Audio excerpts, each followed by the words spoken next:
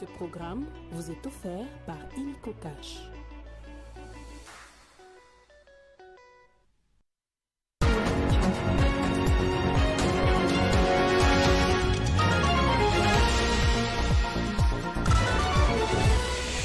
À la une de l'actualité, la garde républicaine a effectué une parade militaire avant sa marche d'endurance dans les rues de Kinshasa ce samedi 1er mars. Cette marche organisée pour démontrer sa force et sa discipline s'est inscrite dans les opérations de sécurisation. Dans l'actualité également, la protection des intérêts de l'État et le remaniement gouvernemental imminent ont fait partie des points saillants de la réunion du Conseil des ministres du vendredi 28 février à Kinshasa, présidée par le président de la République. Un tête-à-tête a fini par un choc inhabituel hier vendredi aux USA à la Maison-Blanche entre le président américain Donald Trump et son homologue ukrainien Volodymyr Zelensky. Leur échange s'est transformé à une altercation entraînant, selon le média américain, les départs précipités du président ukrainien. C'est déjà le week-end et vous nous renouvelez votre confiance. Merci de le faire. Ce matin, la capitale congolaise a vibré au rythme de pas de la garde républicaine. Tout a commencé à la foire internationale de Kinshasa où une impressionnante parade militaire a été donnée et a donné le ton avant une grande marche d'endurance à travers les principales artères de la ville. Retour sur cet événement qui a marqué les esprits et renforcé les liens entre l'armée et la population. Aux premières lueurs du jour, l'enceinte de la foire internationale de Kinshasa s'est animée sous le rythme cadencé des bottes frappant le sol. La garde républicaine, unité d'élite de la République démocratique du Congo, a ouvert la journée par une parade spectaculaire symbolisant discipline et engagement. Alignés avec rigueur, les soldats exécutent des mouvements parfaitement synchronisés sous le regard admiratif des spectateurs venus assister à cette démonstration de force et de patriotisme. Après cette présentation impressionnante, les militaires prennent les départs pour une marche d'endurance à travers les principales artères de la capitale. En formation serrée, ils avancent d'un pas ferme, traversant les boulevards sous les regards curieux de passants et l'engouement de la population. Cette marche ne se limite pas à un simple exercice physique, elle est un message clair sur la vigilance et la préparation des forces de sécurité face aux défis du pays. Tout au long du parcours, l'énergie et la discipline des soldats inspirent le respect, rappelant à chacun le rôle crucial de ces hommes et femmes dévoués à la protection du territoire. La démonstration s'est conclue avec le retour triomphal des troupes à la Fikine, où une dernière salve d'hymnes militaires résonne. Cet événement, au-delà de l'entraînement, renforce les liens entre l'armée et la population, instaurant ainsi un climat de confiance et de fierté nationale. Dans l'actualité également, lors du Conseil de ministres du 28 février 2025, une question essentielle était au cœur des discussions, la protection des intérêts de l'État. Le président de la République, Félix Tshisekedi, est également revenu sur sa récente réunion avec les membres de l'Union sacrée de la Nation, tenue le 22 février. À cette occasion, il a annoncé un remaniement gouvernemental imminent avec la formation du gouvernement de l'Union nationale et une restructuration de la direction de l'Union sacrée. Le président de la République est également revenu sur la récente réunion qu'il a tenue avec les membres de l'Union sacrée les samedis 22 février 2025, au cours de la réunion où il a annoncé un remaniement à venir en envisageant un gouvernement d'union nationale et une restructuration de la direction de l'Union sacrée de la Nation. Dans cette perspective, il avait chargé son conseil spécial en matière de sécurité d'entamer les consultations nécessaires avec la classe politique, la société civile et les autres forces vives afin de dégager un large consensus pour y parvenir. Le président de la République a souligné que ce gouvernement aura pour mission de faire front contre les agressions dont notre pays est victime, en particulier de la part du Rwanda, qui cherche à occuper notre territoire et à piller nos ressources naturelles au détriment du peuple congolais, seul légitime bénéficiaire. Toutefois, il a précisé que cette annonce ne signifie pas la démission formelle du gouvernement actuel. Les institutions doivent continuer de fonctionner normalement, comme il a rappelé lors de la 32e réunion du Conseil des ministres tenue le 21 février 2025. Dans cette période charnière, le président de la République a appelé l'ensemble des membres du gouvernement à faire preuve de responsabilité. Il leur a strictement interdit d'engager des actions allant à l'encontre des intérêts de la République. En off et en image, le secrétaire permanent du Parti du Peuple pour la Reconstruction et la Démocratie, PPRD, le professeur Emmanuel Ramazani Chadari, est invité au ministère de l'Intérieur pour une séance de travail. La correspondance parvenue à Ramazani Chadari indique qu'il devrait être entendu ce samedi 1er mars 2025 par le vice-premier ministre de l'Intérieur, Jacques Chabani. Jusqu'ici, aucune information n'a été dévoilée sur les mobiles de cette convocation. Autre chose à présent, la communauté Banyamulenge désavoue le colonel Charles Samatama, autoproclamé général des brigades et qui a abandonné sa ligne de défense pour s'allier à l'AFC M23. Dans une déclaration faite à Kinshasa, la communauté Banyamulenge a condamné avec véhémence l'agression rwandaise et soutient les démarches entreprises par le chef de l'État, Félix Antoine Tshisekedi Tshilombo, pour restaurer la paix à l'est de la RDC. Nous tenons à lever les confusions et préciser ce qui suit. Condamnons avec la dernière énergie cette prise de position de Twirwaneho qui prétend engager toute la communauté dans la guerre d'agression qui vise à déstabiliser les institutions de la RDC, entretenant une confusion visant à rendre les populations civiles des hauts plateaux de Fizi, Mwenga et Uvira une cible militaire des belligérants. Condamnons et rejetons ensuite toute personne, organisation ou État qui tient à instrumentaliser notre tribu pour des fins personnelles et inavouées. Demandons au public et aux institutions de la République de ne considérer que cette déclaration sous-évoquée, concoctée par des forces obscures qui visent à semer des confusions dans l'opinion tant nationale qu'internationale, n'engage que ses auteurs et non la communauté Banyamulenge. La communauté Banyamulenge n'a jamais imaginé l'option d'une quelconque rébellion pour faire valoir ses revendications à sa sécurité, par ailleurs légitime, moins encore demander à un État étranger pour venir la sauver par la guerre, qui la rend encore plus exposée qu'avant contre les autres compatriotes de son pays. Notre communauté s'inscrit dans la dynamique des efforts inlassables entrepris par son Excellence Félix Antoine Tshisekedi Tshilombo, président de la République et chef de l'État et commandant suprême dans la recherche de la paix par toutes les voies possibles, diplomatie, rétablissement de l'intégrité du territoire national, etc. Attaque ciblée à Bukavu, on en parle encore. Le gouvernement provincial du Sud-Kivu condamne avec la dernière énergie cet acte odieux qu'il attribue aux rebelles du M23 et prend à témoin la communauté internationale. Rappelons que l'appel lancé par l'AFC M23 demandant à la population de Bukavu d'assister à leur meeting du jeudi 27 février dernier a réuni du monde et c'est après leur meeting que ces événements tragiques se sont produits. Les porte-parole du gouvernement provincial donnent des précisions par rapport aux faits. Lors de ces rassemblements, M. Corneille Nangaa a multiplié des affirmations fallacieuses et des accusations infondées contre le gouvernement de la République, prétendant que son mouvement, l'AFC, apporterait de solutions aux maux qui accablent la population congolaise.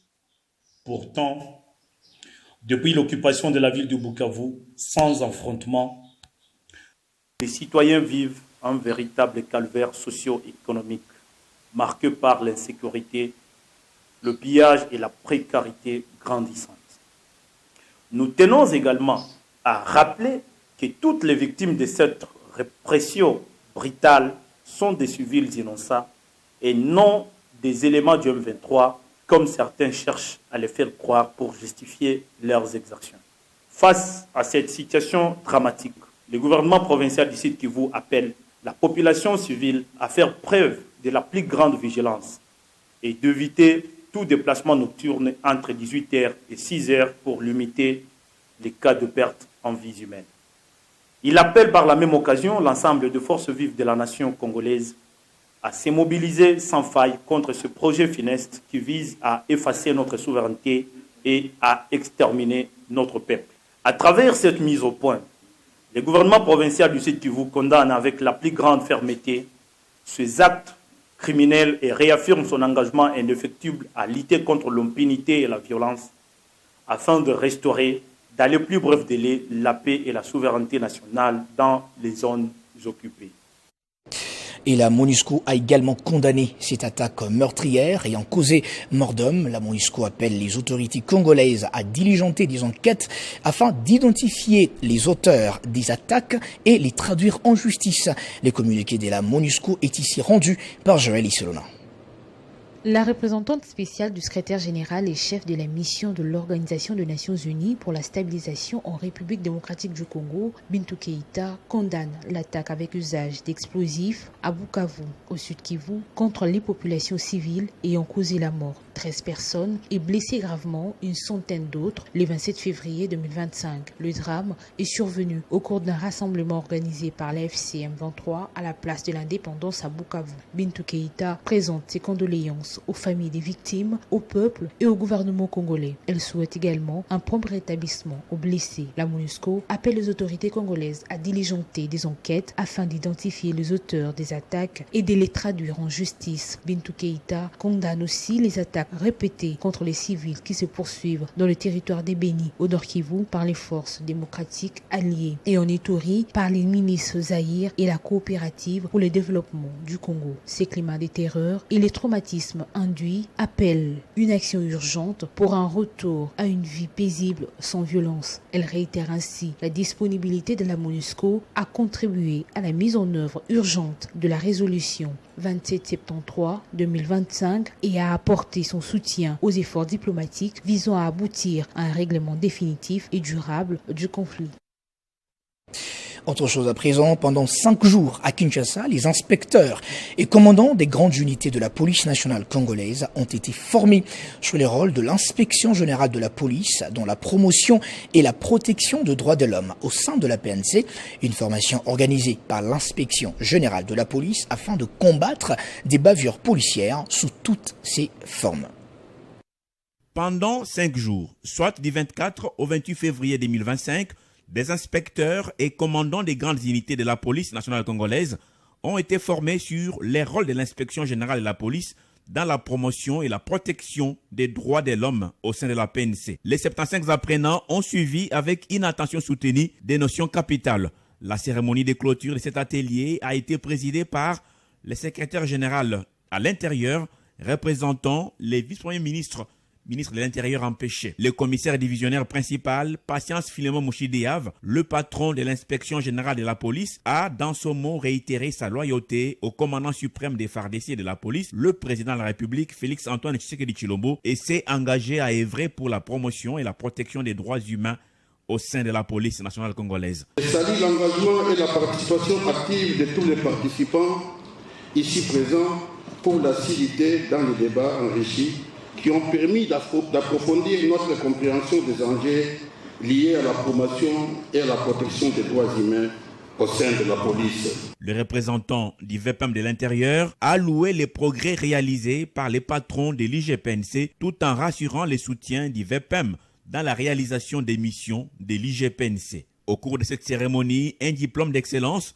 a été décerné au numéro 1 de l'IGPNC, Patience Philémon Mouchidéave, par la société Intelligency Global Consulting pour sa constance et sa détermination dans la promotion et protection des droits humains. D'abord ici, je voulais remercier nos autorités qui ont pensé à organiser ce séminaire qui était vraiment bénéfique pour nous. Ici, c'était question d'apprendre des notions sur la promotion et la protection des droits de l'homme. En tout cas, je dirais en un mot que le séminaire tombait à point nommé, puisque là, la République démocratique est membre du Conseil de la Commission de droits humains au niveau des Nations Unies. Il était plus qu'important qu'aujourd'hui les inspecteurs soient outillés. Au-delà des inspecteurs, on a aussi associé le commandant de grandes unités de la police de Kinshasa. Il faut noter que cette formation a été dispersée par le professeur d'université et les hauts magistrats des FARDC sous le haut patronage du VPM de l'Intérieur, sécurité, décentralisation. Rendons-nous dans le Haut-Katanga, où la vice-présidente de l'Assemblée provinciale, la députée Liliane Komba, s'est rendue hier vendredi dans la commune de Kamalondo à Lubumbashi, une occasion pour cet élu de voir les conditions de travail des conseillers municipaux et aussi d'offrir une bibliothèque au lycée Wema, une école conventionnée catholique dans laquelle elle a étudié. En cette période de vacances parlementaires, l'honorable Liliane Komba, vice-présidente de l'Assemblée provinciale du Haut-Katanga, a choisi de se rendre sur le terrain au cœur de la commune de Kamalondo. Une mission d'itinérance pour aller à la rencontre des habitants et s'imprégner de leur réalité quotidienne. Première étape, le conseil communal. Liliane Komba assiste ici à la plénière des conseillers communaux, observant attentivement leurs conditions de travail et écoutant les doléances de la population. Je vais mettre l'esprit et ma force. Ça veut dire que ma petite commandée, je suis un commandé. Je peux trouver des solutions à toutes choses. Après cette immersion dans la vie communale, Liliane Komba, affectueusement surnommée Mama Commando, s'est rendue au lycée Wema, un lieu cher à son cœur. C'est dans cette école que Liliane Komba a fait ses études secondaires. Aujourd'hui, elle revient pour tenir une promesse, offrir une bibliothèque aux élèves. Comme je ne cesse de le dire, la jeune fille est comme un œuf. Les jeunes filles sont nos œufs. Nous devons bien les garder. Si ça se casse, c'est toute une maternité qui s'envole.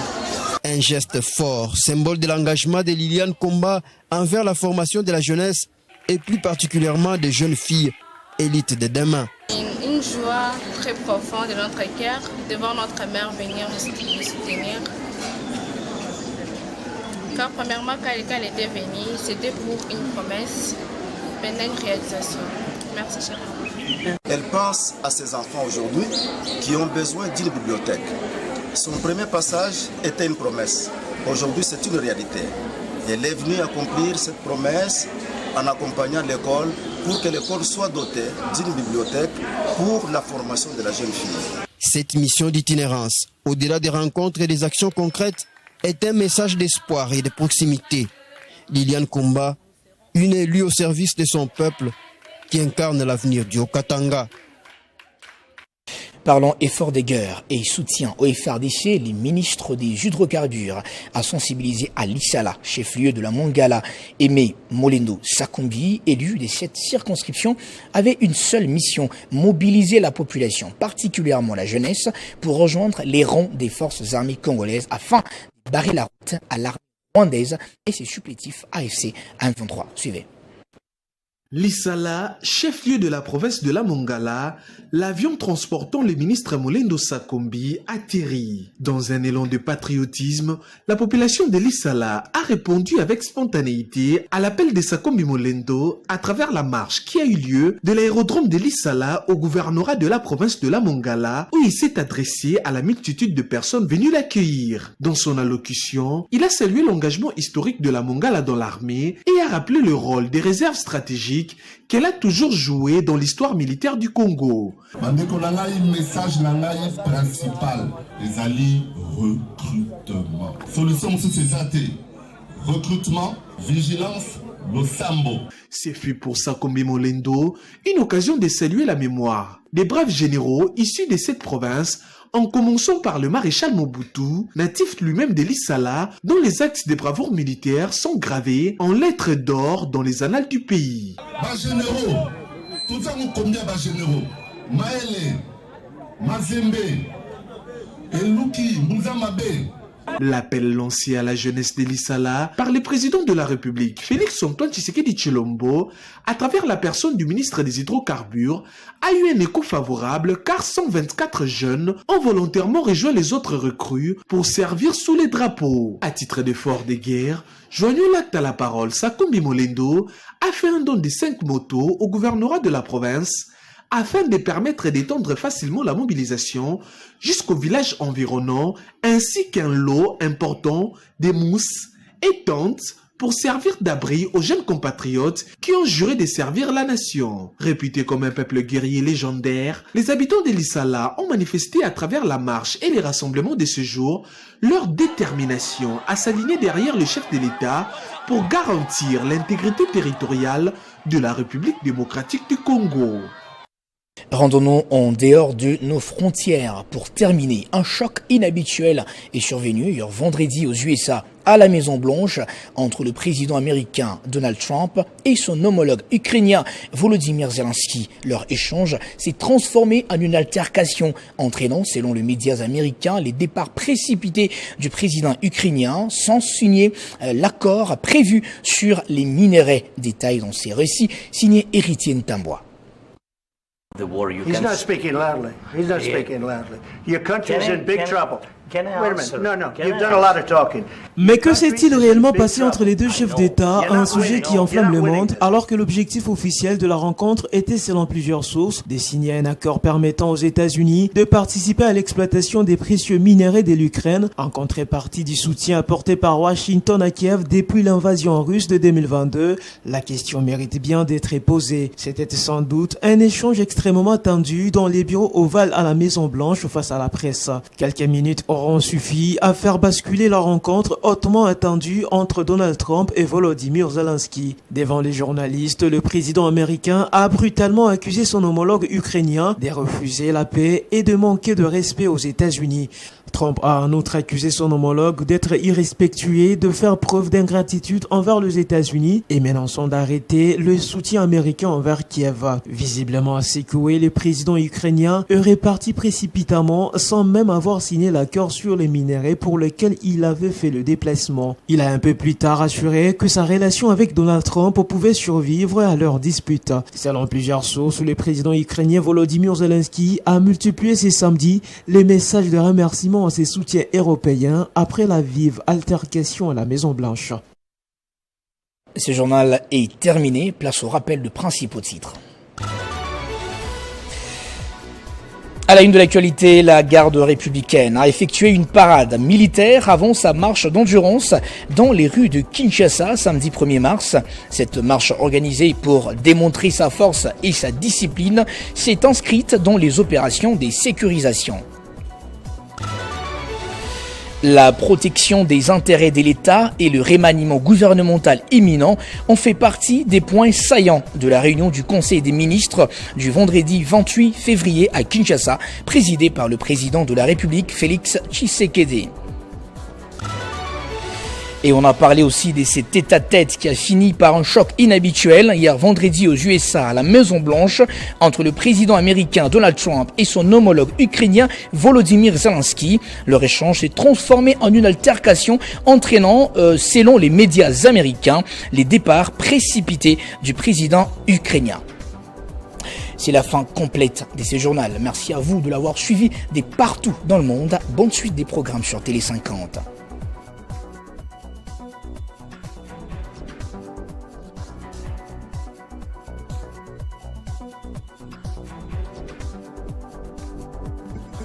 Retrouvez toute l'actualité en continu sur www.tele50.cd.